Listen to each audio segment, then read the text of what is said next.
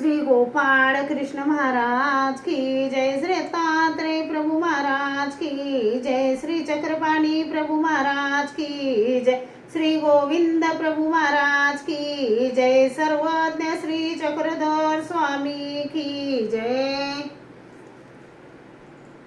माझे सर्व भाविक भक्त, माझे श्री गोपाळ कृष्ण स्वामी यांचे भक्त, माझे दयाळू मयाळू, माझे माय बाप सर्वज्ञ श्री चक्रधर स्वामी यांचे भक्त, आता आपण ऐकून राहिलो स्वामींनी अवतार कशासाठी धारण केले। आता श्री गोविंद प्रभु महाराज यांचा अवतार। श्री गोविंद प्रभु महाराज कलियुगामध्ये 11व्या शतकात ब्राह्मण, क्षत्रिय, वैश्य, शुद्ध या जाती व्यवस्थेत समाज भरडून गेला होता। स्त्रियांना धर्माचे स्थान नाकारले जात होते। श्री गोविंद प्रभु महाराज यांनी कशासाठी अवतार धारण केला। स्त्रियांना मंदिरात जाऊ देत नव्हते, स्त्रियांना हे देत नव्हते, मान देत नव्हते। शुद्धांना पोथी पुराण ऐकण्याचा अधिकार नव्हता।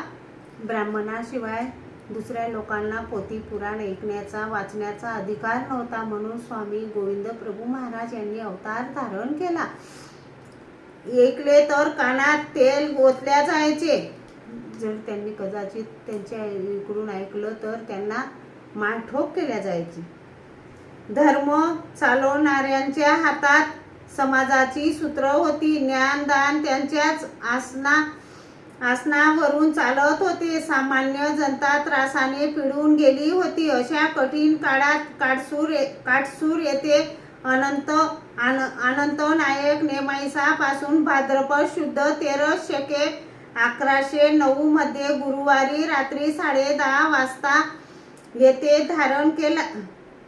स्वामींनी रात्री 10:30 वाजता येथे अवतार धारण केला। माता पिता लवकरच अपरोक्ष झाली। स्वामींचे गोविंद प्रभु महाराज यांचे माता पिता लवकरच सरले, तर त्यांनी मामा मावशीच्या घरी ते लहानाचे मोठे झाले।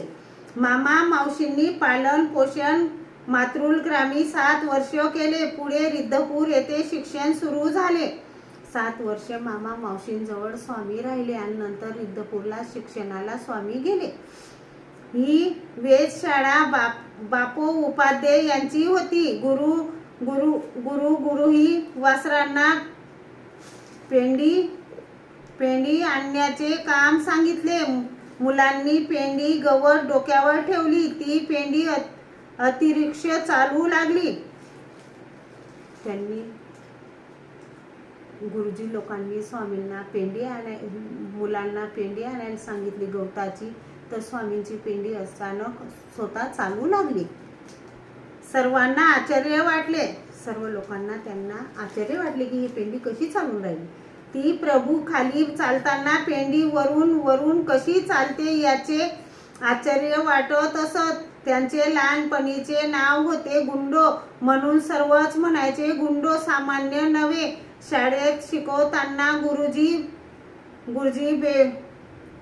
बेपो उपाध्याय चुकले की चुकला म्हणजे म्हणून चूक दाखवून द्यायचे। मुलांना एका महिन्याचे यायचे ते स्वामींना एका दिवसात यायचे।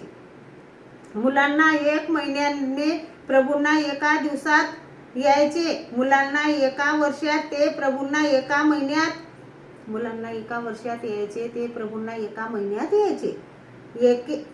एके दिवशी झोपले असता गुंडोंच्या डोक्यातून प्रकाश निघाला। गुरुजींची ब्राह्मणी पत्नी बाहेर आली। काहीतरी पेटले। ती लगेच आपल्या पतीला उठवते। पाहतात तर प्रकाश श्री प्रभूंच्या श्री मुकुटावरून होता। बापोदय म्हणतात गुंडो सामान्य नव्हे, साक्षात ईश्वर पुरुष होते। विद्या अभ्यास पूर्ण झाला। कमळा अरण्याकडून संन्यास, विबुधा अरण्य नामकरण, द्वारकेला श्री चक्रपाणी प्रभूंची भेट घेतली। तेथे शक्तीचा स्वीकार केला। श्री चक्रपाणींना गुरु मानून पुन्हा रिद्धपूरला आले। ते 125 वर्ष राहिले। श्री गोविंद प्रभू महाराज यांनी रिद्धपूरला 125 वर्षे राज्य केले, म्हणून आपली मानभाव पंथांची काशी श्री रिद्धपूर हे आहे. ह्या पवित्र ठिकाणाला आज मानभावांची काशी म्हणून ओळखल्या जाते.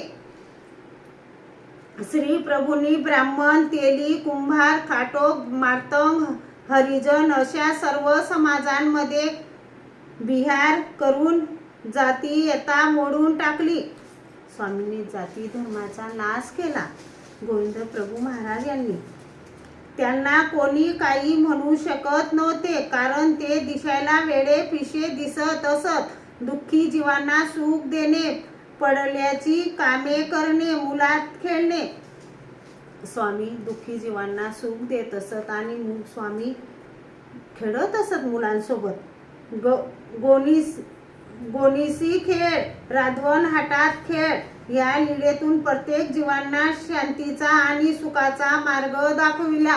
श्री गोविंद प्रभू स्वामी हे खूप दयाळू, मयाळू, कनवाळू, कृपाळू आहेत. स्वामी ज्या जीवांना माय बाप नाही त्या जीवांना स्वामींनी माय बापाचा आधार दिला. ज्या जीवांना कोणी नाही त्या जीवांना स्वामींनी आधार दिला. स्वामी खूप दयाळू, मयाळू, कनवाळू, कृपाळू आहेत.